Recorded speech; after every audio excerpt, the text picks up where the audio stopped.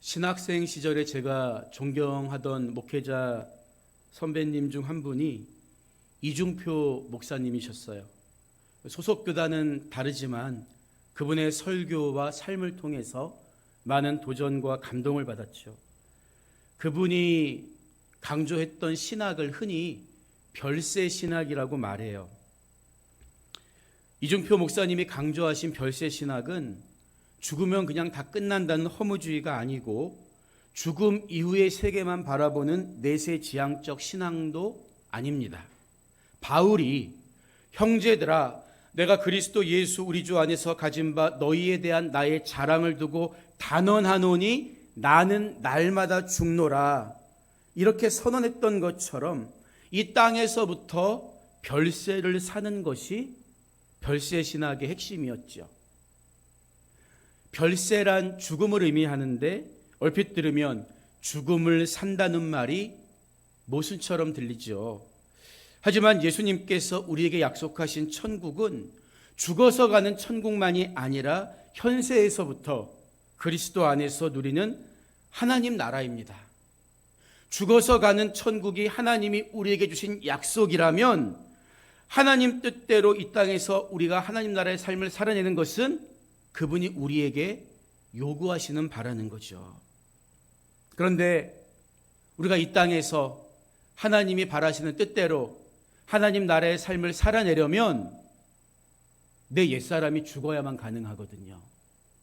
여전히 욕망과 교만과 탐심이 내 안에 살아있다면 하나님이 우리에게 원하시는 하나님 나라를 살 수가 없는 거예요. 그렇기 때문에 과거의 나로부터 떠나는 사람만이 별세의 삶을 살 수가 있다는 거죠. 오늘 나눌 본문의 주인공이 되는 아브람 또한 자신의 과거로부터 떠난 사람입니다. 어떤 의미에서 별세 신학을 위해 준비된 사람이라고 볼 수도 있죠. 아브람은 믿음의 조상 아브라함의 본래 이름이죠.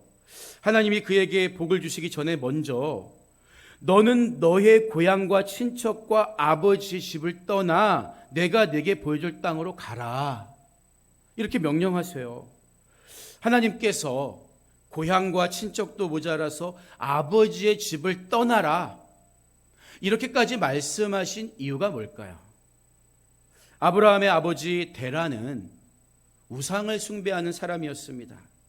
여호수아서 24장 2절 이하를 보면 여호수아가 모든 백성에게 이르되 이스라엘의 하나님 여호와께서 이같이 말씀하시기를 옛적에 너희의 조상들 곧 아브라함의 아버지 나홀의 아버지 데라가 강 저쪽에 거주하여 다른 신들을 섬겼으나 내가 너희의 조상 아브라함을 강 저쪽에서 이끌어내어 가나안 온 땅에 두루 행하게 하고 그의 씨를 번성하게 하려고 그에게 이삭을 주었다. 이렇게 말씀하거든요. 여러분, 족장시대에 한 가정의 아버지가 우상을 섬긴다는 말은 그 아버지 밑에 딸려있던 모든 식솔들이 똑같이 우상을 섬겨야 하는 것을 의미합니다. 우상을 숭배하면 결국 모든 가문은 멸망할 수밖에 없겠죠. 그런 상황에서 가장 올바른 선택이 뭡니까? 본인부터 하나님 중심의 신앙을 갖는 거예요. 부모를 공경하라고 했는데요, 하나님 외에 다른 신을 두지 않는 게 먼저입니다. 여러분, 그러니까 하나님께서 분명한 목적을 가지고 아브람을 우상 숭배의 가정의 땅에서 끄집어내셨다는 거예요. 그런데 이게 말처럼 쉬운 일이었을까요? 흔히 사람을 사회적 동물이라고 이야기하죠. 지금도 그런데 거의 지금으로부터 4,000년 전에 아브라함이 살던 족장 시대의 혈연이라는 것은, 가정이라는 것은 나의 생명과 재산을 보호해주는 유일한 기반이었습니다. 유일한 울타리예요. 사람이 익숙하고 편한 관계를 떠나면 살기 어렵다는 것은 지금뿐만이 아니라 과거에도 마찬가지였다는 거죠. 만약에 아브라함이 여전히 세상을 의지하고 혈연적 관계에 우선순위를 두는 사람이었다면 이러다가 하나님, 사람들이 나를 왕따시켜요. 내 삶의 기반은 다 무너지고 말 거예요. 하나님이 어떻게 저를 책임질 수 있겠습니까? 아무것도 못했을 거라는 거죠. 더구나 아브라함은 이미 한번 고향을 떠나온 경험이 있는 사람이었어요. 원래 아브라함 집안이 메소포타미아의 갈대아 우르 출신이죠. 창세기 11장을 보면 그가 갈대아 우르에서 하란으로 올라올 때 그의 아버지 데라가 아브람과 아브라함의 조카 롯을 데리고 하란까지 이주했다고 기록하고 있어요. 그러니까 성경이 모든 것을 다 기록하고 있지는 않지만 메소포타미아에서 하란까지 따라온 사람들 중에는 아브라함과 아주 친분이 많고 그에게 도움을 줄 수 있는 사람도 많이 있었을 거예요. 그런데 하나님은 그곳에 정착해 살고 있는 아브라함에게 또다시 그것을 포기하고 떠나가라 말씀하고 계신 거예요. 하나님 왜 이렇게 집요하신 걸까요? 하나님은 아브라함을 복의 근원으로 삼기 원하셨기 때문입니다. 더러운 그릇에 별미를 담으면 음식의 가치가 유지될까요? 그렇지 않아요. 아깝지만 다 쏟아버려야 합니다.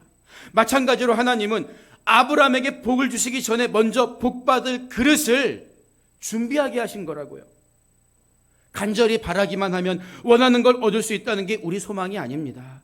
모든 지각에 뛰어난 하나님이 주시는 가장 좋은 것을 값없이 받을 수 있다는 게 이게 진짜 소망이라고요.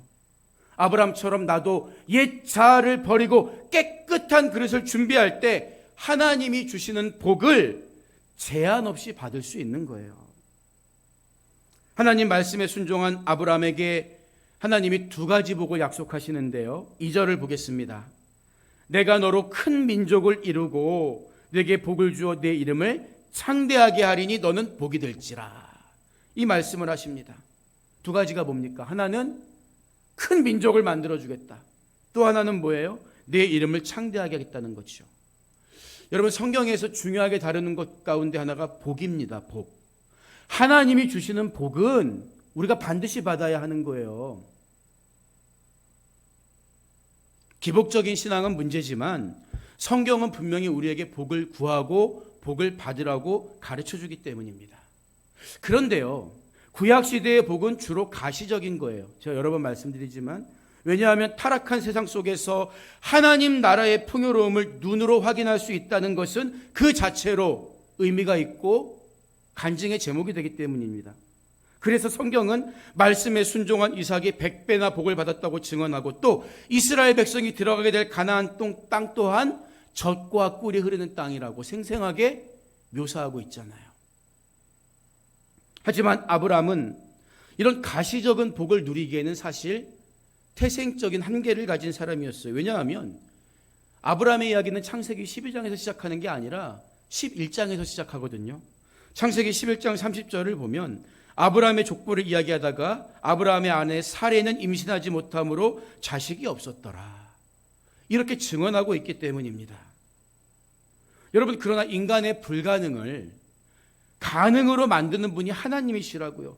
자식을 낳을 수 없었던 아브람과 사레가 티끌처럼 많은 후손을 볼 수 있게 되리라는 것이 얼마나 감격스러운 일입니까? 하나님은 할 수 없음을 할 수 있음으로 바꾸는 복을 주신 거예요. 그리고 하나님이 아브라함에게 내게 복을 주어 내 이름을 창대하게 하리라, 이 구절을 직역하면 내가 너의 이름을 크게 할 것이다, 이 말씀이거든요. 여러분, 아브라함의 이름의 의미가 사실은 고귀한 아버지라는 뜻입니다. 얼마나 역설적이고 부끄러운 이름이었을까요? 75년 동안을 자식 없이 살아왔는데 자기 이름은 고귀한 아버지였다고요. 아마 아브라함은 자기 이름을 가지고도 어느 누구의 아버지도 되지 못한 채 지난한 세월을 살아왔고 얼마나 마음고생을 했겠습니까? 그러나 아브라함은 후에 여러 민족의 아버지란 이름의 의미를 가진 아브라함으로 그 이름이 바뀌게 되죠. 뿐만 아니라 그 이름은 이스라엘의 조상이자 믿는 모든 성도들에게 영원한 믿음의 표본으로 남게 됩니다. 이처럼 하나님이 우리를 찾아오셔서 우리에게 복을 주실 때 우리의 정체성을 건드려 주시는 거예요. 우리의 이름을 바꿔주시기도 합니다. 아브람과 사레를 아브라함과 사라로, 야곱을 이스라엘로, 또한 시몬을 베드로로, 우리를 그리스도인으로 바꿔주시는 거예요. 이렇듯 하나님은 아브라함에게 큰 민족의 복과 창대한 이름의 복을 주셨겠다고 하셨는데, 이것은 결국 너는 복이 될지라, 이 놀라운 선언을 위한 약속이었습니다. 우리들은 다 복받기 원해요. 그게 잘못은 아닙니다. 그리고 남보다 어떤 특별한 복을 받으면 그 복을 간증하기도 하죠. 하나님이 이렇게 기도했더니, 이렇게 구했더니 이런 걸 선물로 주셨어요. 여러분, 그런데 생각해 보세요. 놀라운 복을 받는 사람보다 더 좋은 사람이 어떤 사람일까요? 그 복을 나눠줄 수 있는 사람 아니겠습니까? 항상 가지고 있는 사람. 예전에 우리 조카가 우리 할아버지가 제일 부자인 줄 알았대요. 왜냐하면 구멍가게에 갈 때마다 자기는 그냥 몸만 가면 되니까, 할아버지가 다 사주시니까. 하나님은요, 우리가 구멍가게 들어가서 뭐 구하는 것 이상의 것도 주실 수 있는 분이라고요. 그 하나님이 내 안에 오셔서 너는 복이 될지라 말씀하신다면 그 복을 무엇과 비교할 수가 있겠습니까? 그냥 그때그때 복을 받는 것보다 내가 복이 되는 것은 비교할 수 없는 은혜라고요. 그래서 시편 1편을 보면 복 받은 사람 이야기가 아니라 복 있는 사람의 이야기를 우리에게 들려주는 것 아니겠습니까? 제가 중학생 시절에 되게 까불었어요. 복도에서 친구가 장난치다가 그 학생 주임 선생님 지나가서 그냥 깜짝 놀란 적이 있죠. 따라와. 그런데요, 그날 매를 안 맞았어요. 왜 안 맞았냐 하면 같이 장난치던 친구 중에 조계원이라고 하는, 이름도 안 잊어버려, 전교 1등이 있었거든요. 걔 때문에 안 맞은 거예요. 걔 때문에. 지금 거의 40년 가까이 됐는데 제 마음속에는 그때 안 맞은 그 기쁨이 기억에 남아있는 게 아니라, 왜 안 맞았냐? 쟤 때문에 안 맞았어. 야, 부럽다. 쟤는 얼마나 좋을까. 여러분, 그런데 하나님이 기뻐하시는 복 있는 사람이 이 전교 1등의 비교가 되겠습니까? 복 있는 사람은 그런 거예요. 복을 받는 것도 좋지만 복 있는 사람이 되는 게 우리의 목표가 되어야 됩니다. 아무리 여러분의 자녀의 이름이, 여러분의 이름이 세상에서 유명해진다고 해도 여러분 때문에 여러분 주변 사람들이 힘들어지거나 여러분 자녀 때문에 그 주위 사람들이 고통받는다면 그게 성공한 인생이라고 할 수 있을까요? 그렇지 않아요. 이 선거철이 되면 유명한 정치인들 망신당하는 경우 많잖아요. 과거가 드러나서 전혀 영향력이 없습니다. 그 사람은 뭐 명예를 가지고 돈을 가졌는지 몰라도 절대 행복한 인생이라고 말할 수가 없는 거예요. 진정한 행복, 진정한 인생의 행복은 나도 행복하고 나로 인해 주변의 사람들에게도 그 복이 흘러가는 복 있는 사람이 되는 거예요. 여러분은 지금 복 있는 사람이잖아요. 아멘입니까? 소리가 별로. 여러분, 예수님이 이 땅에 오셔서 뭐라고 말씀하셨습니까? 가난한 자가 복이 있나니, 가난한 자는 복이 있나니 하나님의 나라가 너희 것입니다. 여러분, 우리가 그냥 정신 승리하려고 하는 말입니까? 만약에 천국의 실체가 믿어지지 않는다면 그럴 수 있어요. 그러나 천국이 분명히 있고 하나님 시퍼렇게 살아계시고 이 땅의 것들은 그저 썩어 없어지고 우리는 지나갈 순례자이다. 이게 정말 가슴에 믿어지는 사람은 가난한 자가 복이 있다. 왜? 하나님의 나라가 그들의 것이기 때문에 이 말의 실체가 믿어져서 견딜 수가 없는 거예요. 물론 세상에서 어려움이 있고 물질적인 궁핍함 때문에 짓눌림이 있을지라도 사람이니까 힘들 수 있겠죠. 하지만 그건 잠시라고요. 왜? 내 안에 황금과도 비교할 수 없는 진짜 보화가 있기 때문에, 복받은 사람이기 때문에. 그리고 그 복을 나만 가지고 있는 게 아니라 누구든지 주 예수의 이름을 부르는 자들에게 똑같은 은혜를 선물로 주셔서 내가 나눠주는 사람마다 그 복이 흘러간다면 얼마나 감사한 일입니까? 그래서 마지막 3절을 보면 하나님이 아브라함에게 너를 축복하는 자에게는 내가 복을 내리고 너를 저주하는 자에게는 내가 저주하리니 땅의 모든 족속이 너로 말미암아 복을 얻을 것이라. 이 말씀을 주세요. 이 땅에 있는 모든 사람들이, 이스라엘뿐만 아니라 모든 천하 만민이 아브라함으로 인해 복을 얻게 된다는 거예요. 그리고 이 말씀은 아브라함의 후손으로 오신 예수 그리스도를 통해서 성취된 것입니다. 아브라함은 모든 믿는 자들의 믿음의 조상은 물론 예수님의 혈통적인 조상이 됨으로 인해서 그야말로 땅의 모든 족속에게 복을 흘려보내는 복의 통로가 된 거예요. 아브라함 자체가 무엇이었기 때문에? 복 있는 사람이었기 때문에. 여러분, 그렇다면 우리도 아브라함처럼 복을 흘려보내는 복의 통로가 되어야 하지 않겠습니까? 그게 중요한 거잖아요. 근데 어떤 분들은 아브라함은 특별한 사람이잖아요. 어떻게 내가 감히 그런 통로가 되겠습니까? 지레 포기해요. 여러분, 그렇지 않습니다. 우리가 아브라함의 인생을 돌아보면 아브라함뿐만 아니라 성경의 모든 인생의 삶이 그래요. 우리보다 성정이 조금 열심은 있었지만 특별한 사람이 없습니다. 다 약점이 있어요. 하나님이 주신 약속의 말씀을 받았을 때 아브라함의 나이는 이미 75세였다고요. 적지 않은 나이죠. 그 후에 자기 목숨을 지키기 위해서 아내를 동생이라고 속였다가 남에게 빼앗길 뻔도 했고요. 늙은 나이에 아들을 얻게 된다는 말씀에 피식 웃기도 했습니다. 아브라함의 믿음 인정받기까지가 쉽지 않았다는 거예요. 그래서 아들을 낳고 그 이삭을 하나님께 바치라는 말씀에 순종했을 때, 그때 비로소 이제야 네가 하나님을 경외하는 줄을 아노라 인정받게 되잖아요. 이삭의 나이가 몇 살인지 우리가 정확히 알 수 없지만 유대 전승에 따르면 30살이 넘었다고 봐요. 유대 전승으로는. 그러면 하나님께 부르심 받아서 오늘 친척 본토 아비집을 떠난 후에 50여 년, 60년이 훨씬 넘어서야 이제야 네가 하나님을 경외하는 줄 알았노라 인정받았다고요. 여러분, 신앙은 중단함이 없어요. 졸업이 없습니다. 계속해서 하나님 보고 나아가는 거예요. 조금 잘했다고 교만하면 안 되고, 조금 못했다고 낙심하고 주저앉아 있으면 안 돼요. 마라톤하고 똑같은 것입니다. 예수님도 베드로에게 뭐라고 말씀했습니까? 내가 천국 열쇠를 내게 주리니 네가 땅에서 무엇인지 매면 하늘에서도 매일 것이요 내가 땅에서 무엇이든지 풀면 하늘에서도 풀리리라 약속의 말씀을 주셨어요. 그런데 베드로가 어땠습니까? 세 번이나 예수님을 모른다고, 세 번째에는 저주까지 하면서 부인했잖아요. 그리고 부활한 예수님을 만난 후에도 나는 고기 잡으러 간다고 고기나 잡으러 가고, 그런 예수님이 그런 베드로에게 또 찾아가셔서 너 정말 나를 사랑하느냐? 그의 마음을 다시 한번 기경해 주시고, 그럴 정도로 부족한 사람이었어요. 여러분, 이처럼 복을 흘려보내는 사람 자체가 대단한 게 아니에요.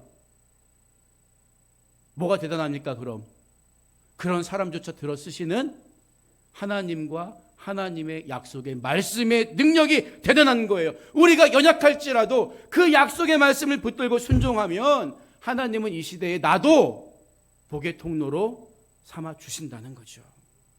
그런데도 우리는 뭔가 내게 대단한 능력이 임해야, 뭔가 가시적인 체험을 받아야 내가 복에 흘려보내는 통로로 쓰임받는 거 아니야? 자꾸만 뒷걸음질 치죠. 여러분, 이것은 세상적인 시각일 뿐입니다. 바울이 뭐라고 고백합니까? 고린도후서 4장 7절을 보면 우리가 이 보배를 질그릇에 가졌으니 이는 심히 큰 능력은 하나님께 있고 우리에게 있지 아니함을 알게 하려 함이라. 여러분, 사람들이 질그릇 주목합니까? 아니에요. 그 그릇에 뭐가 담겨 있냐를 주목하는 거죠. 그렇죠? 바울은 우리는 질그릇과 같다. 아무것도 아니다. 그러나 그 능력이 우리 안에 담겨 있을 때 우리도 그 능력을 주목해야지 그릇을 주목하면 안 돼. 사람들도 내 안에 담겨 있는 예수님, 하나님의 능력을 주목해야지 나를 주목하면 안 돼. 이렇게 말해준 거죠. 우리가 비록 세상에서 무명하고 초라할지라도 하나님 손에 붙들렸을 때 누군가는 여러분을 통해서 하나님을 만나게 된다는 거예요. 그래서 다니엘서 12장 3절을 보면 지혜 있는 자는 궁창의 빛과 같이 빛날 것이요 많은 사람을 옳은 대로 돌아오게 한 자는 별과 같이 영원토록 빛나리라. 이렇게 약속해 주고 있는 거예요. 여러분이 누군가를 복음으로 인도해서 그가 하나님의 은혜를 생각할 때마다 내가 말이야 그때 그 집사님께 전도받아서 그 집사님이 나에게 소개해 준 그 복음이 내 마음속에 계속 기억나서 내가 교회에 나갔다가 하나님 만났지 뭐야. 여러분 이름이 그렇게 쓰이는 거예요. 그들이 은혜를 기억할 때마다 여러분의 이름을 기억할 수 있다면 얼마나 감격스러울까요? 여러분, 우리가 복을 흘려보내는 사람, 아브라함과 같은 사람이 되는 길은 다른 데 있지 않아요. 처음부터 정해진 게 아닙니다. 나를 하나님의 자녀로 불러주신 은혜를 기억하고 죄에 대하여 죽은 자로 여기면서 하나님과 동행하는 삶을 살려고 몸부림칠 때 여러분은 복 있는 사람입니다. 그리고 그 복을 하나님은 여러분을 통해 세상에 흘려보내시는 거예요. 예수님이 요한복음 7장에서 뭐라고 말씀하셨습니까? 나를 믿는 자는 성경의 이름과 같이 그 배에서 생수의 강이 흘러나오리라. 에스겔이 보는 환상처럼 성전 문지방에서 흘러나온 물이 닿는 곳마다 모든 죽어가는 것이 살아나는 역사가 성령의 능력으로 변화된 여러분을 통해 이 땅에 이루어지기를 주님의 이름으로 축복합니다. 내가 할 수 있는 거예요. 한번 따라해 보시기 바랍니다. 땅의 모든 족속이 나로 말미암아 복을 얻을 것이라. 이번에 여러분의 이름을 집어넣어서 땅의 모든 족속이 이름 정구윤으로 말미암아, 다시 한번 정구윤으로 말미암아 복을 얻을 것이라. 아멘. 믿음의 조상 아브라함이 준 약속의 말씀이 그 똑같은 믿음의 길을 걸어가는 여러분을 통해 이루어지는 거예요. 여러분 모두가 아브라함처럼 복을 흘려보내는 통로가 되어서 하나님이 기억하시고 생명책에 새겨진 귀한 이름의 주인공이 되시기를 주님의 이름으로 축복합니다. 오늘 말씀을 마무리하겠습니다. 여러분 이스라엘의 사해바다 아시죠? 그 사해바다 가면은 염도가 너무 높아서 사람이 가라앉지 않아요. 그러다 보니까 위험하지 않을 것 같은데 너무나 중요한 규칙 한 가지가 그곳에 있습니다. 그것은 절대 수영하지 않는 거예요. 왜냐하면 가만히 있어도 저절로 뜨는데 괜히 폼 잡고 수영하다가 그 물이 눈에라도 튀면요, 보통 바닷물의 4배 이상이 되는 염도로 인해서 심하면 눈에 심각한 손상을 입힐 수도 있기 때문이라고 합니다. 우리 그리스도인의 삶에도 유일한 안전법칙 한 가지가 있어요. 그것은 내 생각과 경험과 의지를 앞세우지 말고 하나님의 생각과 하나님의 말씀을 앞세우는 것입니다. 여러분 그런데 아브라함은 75세가 되어서 하나님을 만나고 약속의 말씀을 받았는데 아브라함보다 훨씬 젊은 시절에 하나님을 만난 여러분이 또는 신앙의 몇 대째 가문을 자랑하는 우리가 왜 아브라함처럼 복의 통로가 되어 살지 못할 때가 많을까요? 여전히 세상이라는 고향과 물질이 가득 찬 아버지의 집만 귀하게 여기면서 살려고 하기 때문 아니겠습니까? 별세의 신학과 전혀 상관없이 이 땅에서 누릴 수 있는 것들에 골몰하기 때문 아니겠습니까? 하지만 하나님께서는요, 아브라함처럼 주님 말씀이라면 다 내려두고 쫓아올 수 있는 사람, 순종과 결단으로 세상을 의지하던 손을 하나님께로 내미는 사람을 찾고 계세요. 그 손 붙잡아 주시려고. 복 있는 사람은 다른 사람 아니에요. 복의 근원이신 하나님만 붙잡는 사람이 복 있는 사람입니다. 여러분은 무엇을 그냥 받고 끝나는 사람이 아니라 무언가를 주어도 절대 마르지 않는 태평양 바다보다 넓은 복 있는 사람, 여러분으로 말미암아 누군가 복을 받게 하는 하나님의 귀한 복의 통로들이 다 되시기를 주님의 이름으로 축복합니다.